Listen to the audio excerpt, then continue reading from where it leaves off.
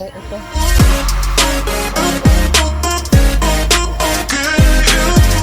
Hello beautiful people, dahil hapunan na naman, chinek ko ang kasi naisipan namin magtinola. So chinek ko yung aming tanim sa gilid ng bahay na luya. So ayan na nga, natuwa naman ako kasi may bubuyog. Nakakatuwa at the same time nakakatakot din kasi 'di ba mga bubuyog yung nangangagat yan. So natutuwa ako kasi ibig sabihin ang hangin ay fresh pa ang hangin sa aming gilid sa aming kinatitirikan ng bahay. So ibig sabihin hindi pa polluted ang hangin sa amin kasi may mga makikita ka pang mga insekto na lumilipad-lipad sa mga tanim. So ayun ang isa sa dahilan kung bakit nakakatuwa. Nakakatakot kasi pwede kang kagatin ng bubuyog, di ba? Baka naman kasi ma-misunderstand ng mga people na manonood. So bakit ako matutuwa dun sa bubuyog? Ayan na, na-explain ko na. So ayan, tinitignan ko, tapos nag-iisip ako, pupunta ako sa aming kapitbahay sa aking pinsan, manghihingi ako ng malunggay sa kanila, manghihingi ako ng malunggay. So ayan, check kung may uod. Wala akong nakitang uod. So ayan na nga, manghihingi na tayo ng malunggay.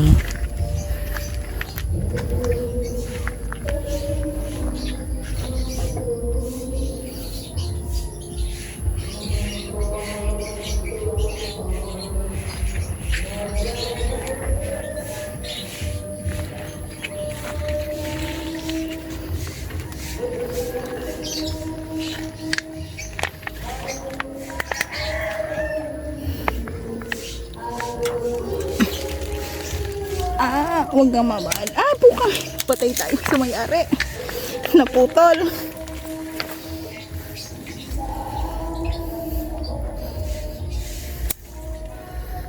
Nagagalitan ako nito siya.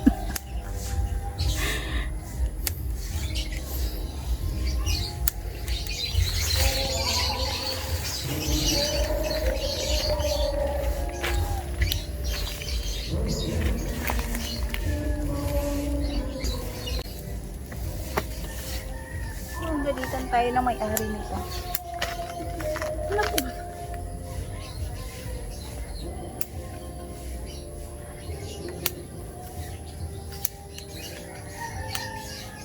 Patay ako.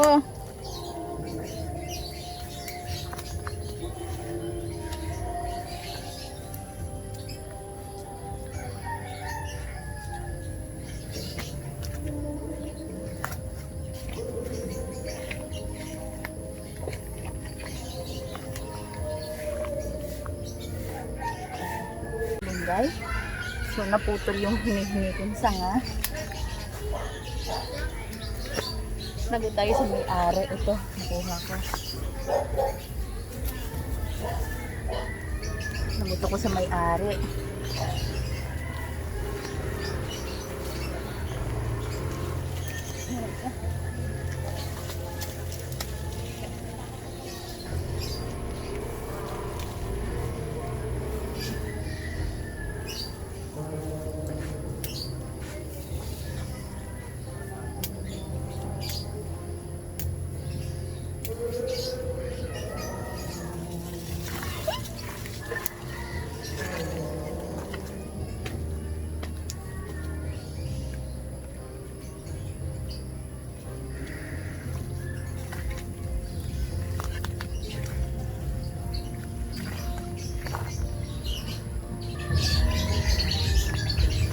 Hindi ko naabot yun.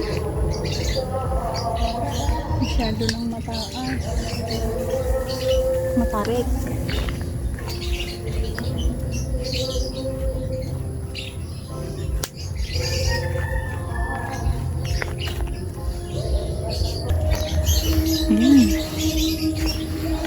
Hindi ko naabot dito sa matarik. Nakuha sana ako dyan. Ako dadaan. Matarik siya, bangin.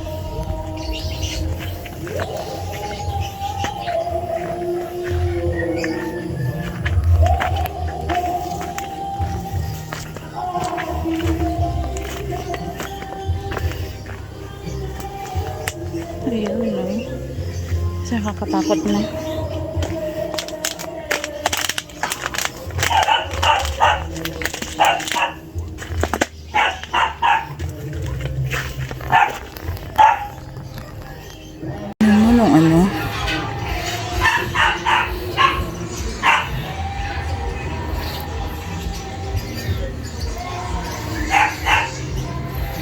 Ayan oh.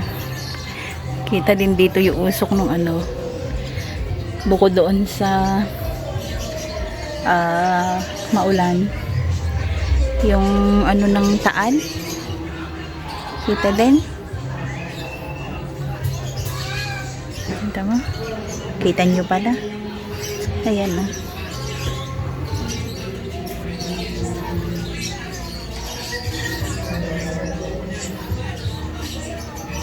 Ang dilim ng langit.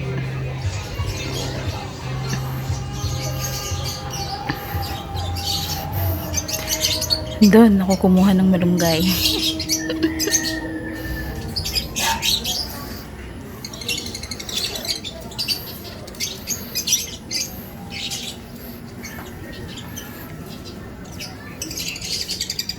Diba?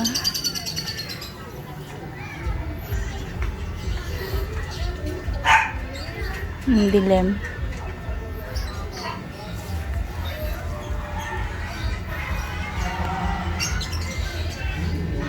After kong manghingi ng malunggay, binalikan ko yung aming luya. So kanina kasi wala akong nakitang uod. Pagbalik ko, ayan na nga, nag-check ulit ako. Yung kalamansi namin kasi yan madalas yung binabahayan ng uod. So check ulit ako. Ayan, tinitignan ko bawat puno ng luya. So ayun na nga, may nakita kong uod doon, diba? Kanina hindi ko siya nakita. Tapos yung binalikan ko, ayan na, may uod na siya. Tatanggalin natin yan kasi mauubos ang dahon. Pag naubos yung dahon, ang pangit na nung luya. Hindi na siya maganda. Tapos yun, nung natanggal ko yan dyan, at naghanap ako ng ng pang hawa ko kasi natatakot ako baka makati yung uod. So kumuha ko ng tela pang hahawa ko doon sa uod, tapos pinatay ko yan. Ayan na nga oh. Tapos nung habang yan, tumingin din ako, o diba, ayan na. Ew, nakakatakot baka makatay. So ayan na, kawawang uod, patay. So habang natingin-tingin, may nakita din akong tipaklong dyan. Pinaalis ko kasi nakain din yun nakain din ng mga dahon yung tipaklong na yun.